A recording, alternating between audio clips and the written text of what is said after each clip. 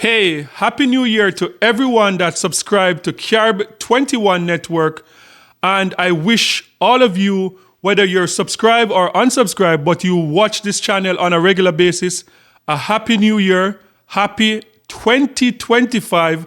And this is the first video for the year 2025. And I hope that, the Caribbean for 2025, I hope that the crime rate will drop in the Caribbean. I hope that we'll have like a wonderful, productive, and loving 2025 in the Caribbean. That is my wish for the region. So today I'm going to kick off this video and pretty much where I started in 2024. And I would like to have the difficult conversation that I believe that a lot of people are not having in this space. So I choose to be the one to have these difficult conversations. And today I would like to talk about reparation and the CARICOM Reparation Commission. That is what I'd like to talk about today. And is it still possible for reparation to be given out in the Caribbean? What does it look like and who gets it? That is a topic that I'd like to talk about, the Caribbean Reparation Commission. Let's talk about it.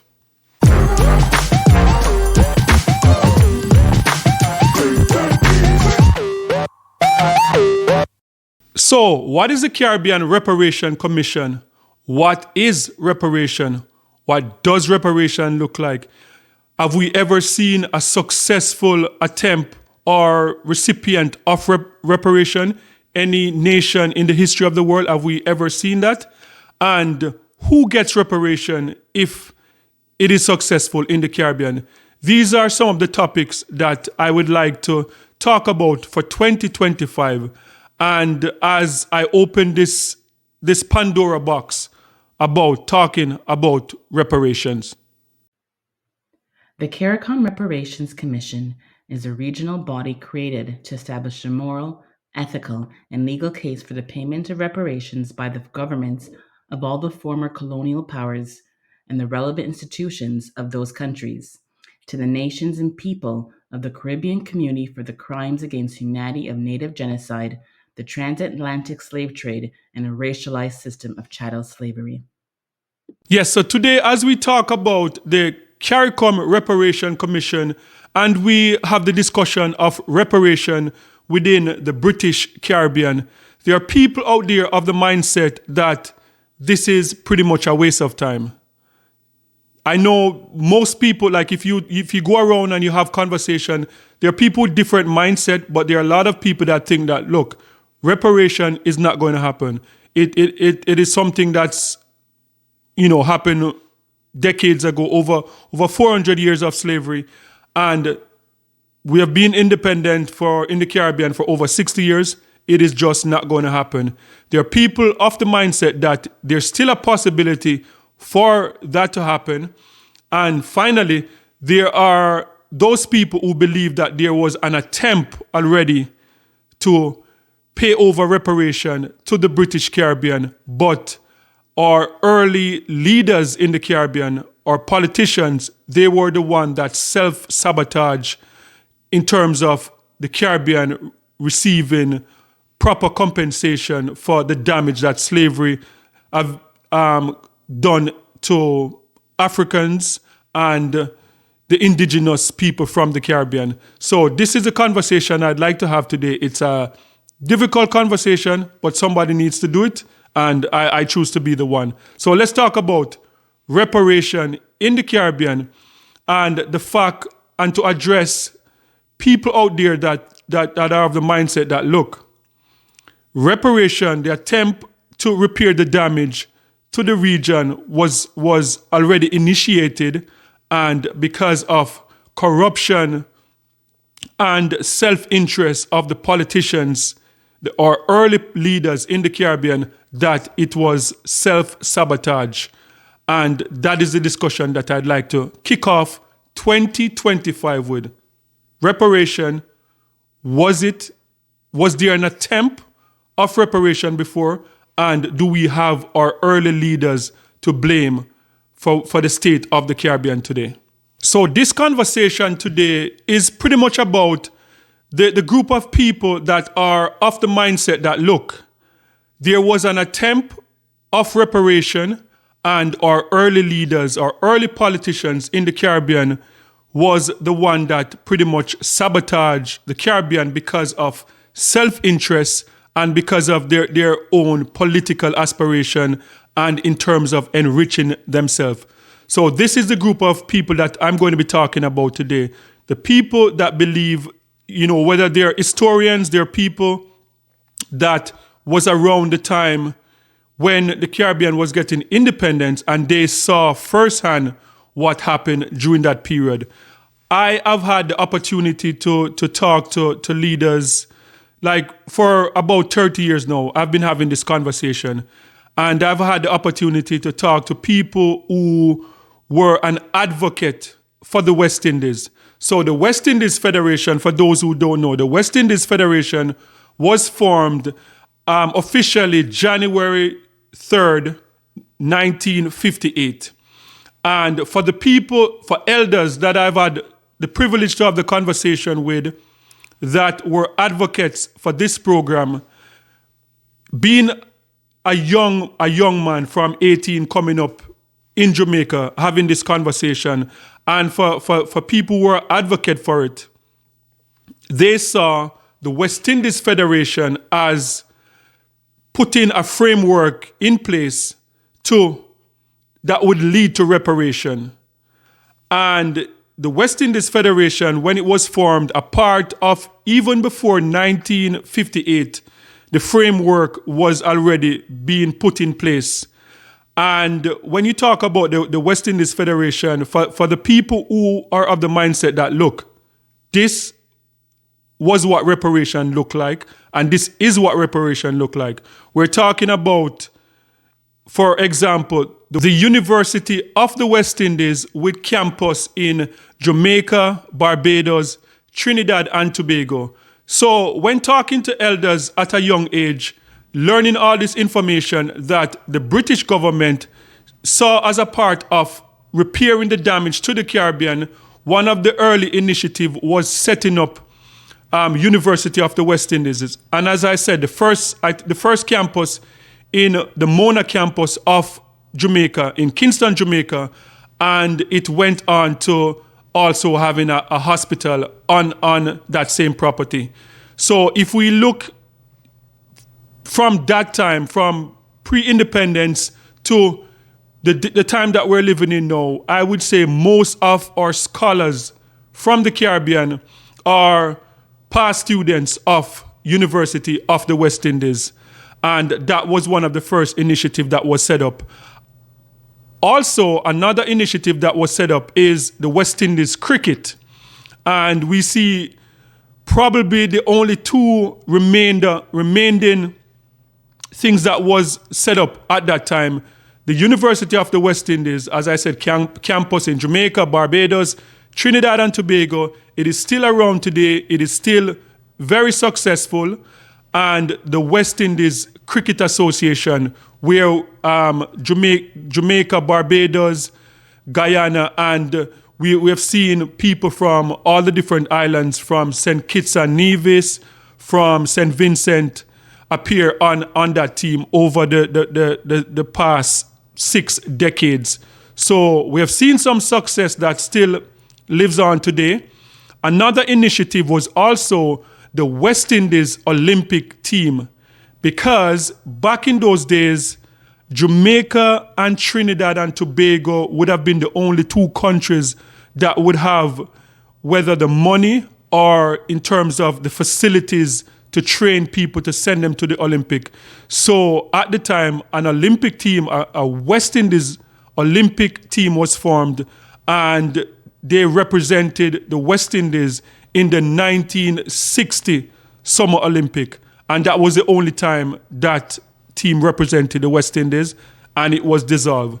So the reason why I'm having this conversation is because the people of this mindset said, they're saying that, look, this was an attempt for the British government to repair the damage to what was done to the Caribbean, to the British Caribbean. And in 1962, when the Jamaican politicians, the leaders in Jamaica at the time, they decided to back out of the West Indies. People who are of the mindset that, look, these leaders were the one that sabotaged the Caribbean, the British Caribbean. These people were the ones that sabotaged what was going to be damages repaired in the Caribbean. So sound off in the comment section and let me know where you are at in terms of this conversation. Are you of the mindset that, look, this would have been reparation in terms of developing the universities, the West Indies cricket team, and there were also other initiatives that did not make it off the ground because of the West Indies, the dissolving of the West Indies. And there are people out there today, there are historians that still blame the Jamaican politicians for being the first people to back out of the Federation. There were 10 islands that were a part of the initiative, and it's believed that, look, Jamaica being the largest English-speaking Caribbean, the largest of the islands that were colonized by the Brits, that once the Jamaicans came out of the Federation, it was going to be over by then. And following the Jamaicans shortly was Trinidad and Tobago. And once Trinidad and Tobago came out in the same year, same 1962, then it was left with Barbados to take on the mantle and to make the West Indies work. And it would have been too much for Barbados to carry on this by themselves without Jamaica and Trinidad and Tobago. And just to keep in mind, all of these things I'm talking about happened before I was born. This is just me sitting down, having conversation with people that was around at the time, talking to people that voted against the referendum when the Jamaican politicians came with a referendum to back out of the West Indies. These are people that voted against it and said, no, we should stay and we should be a part of the West Indies. But the government was successful in their need to back out of the Federation, and that's why the West Indies fall apart. And even having conversation with these elders and doing my own research, I think, in a lot of cases, you can see where these people had valid concern and what they're saying was pretty much valid. But as I said, we'll never know because the Federation fell apart. And some of the things that did not make it off the ground that apparently was supposed to be a part of the West Indies was like the Navy, the Army. Like, just imagine in 2025, the West Indies, all the islands together forming one Navy, in a time when we talk about the guns coming into the Caribbean and the lack of infrastructure and the lack of the ability for small island nations to manage, to monitor the oceans. Just imagine if all the 10 islands had like one force where they had like whether fighter jets or they had vessels patrolling the Caribbean Sea. That was an initiative that did not get off the ground. The Jamaican government, however, they had the Jamaica Defense Force, which was not, the Caribbean or the West Indies Defense Force. It was just the Jamaican Defense Force. And some of the other islands were just too small to have an army or defense force, a coast guard or a navy for themselves.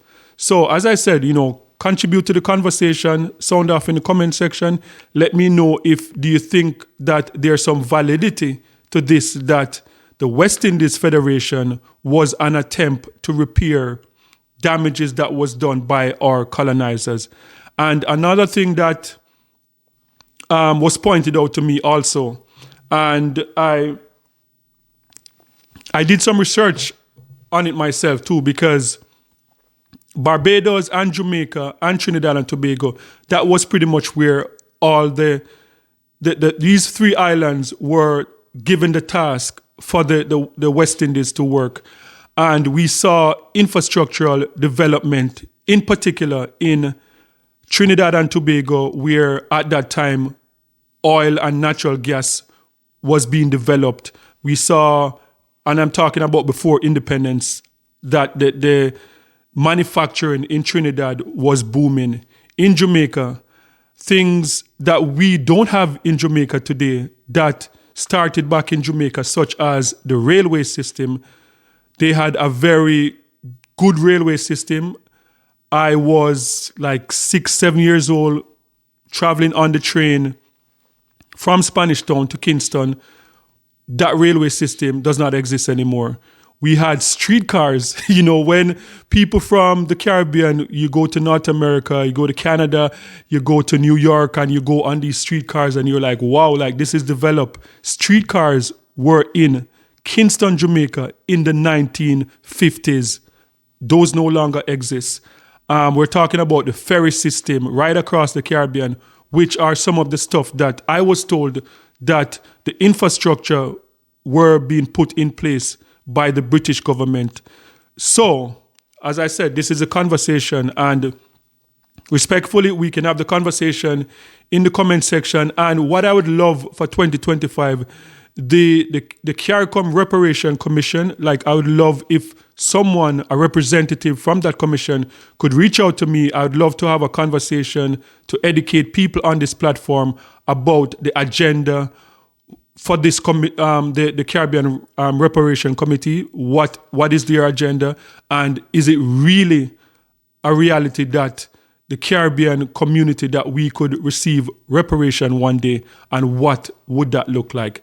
So guys, be a part of this conversation. As I said, respectfully, sound off in the comment section if you agree that the West Indies was an attempt for reparation. Sound off and let me know. If you disagree, do that respectfully. Sound off and let me know also. And guys, don't forget to like, share, and subscribe for more amazing content. And remember, peace. I'm out.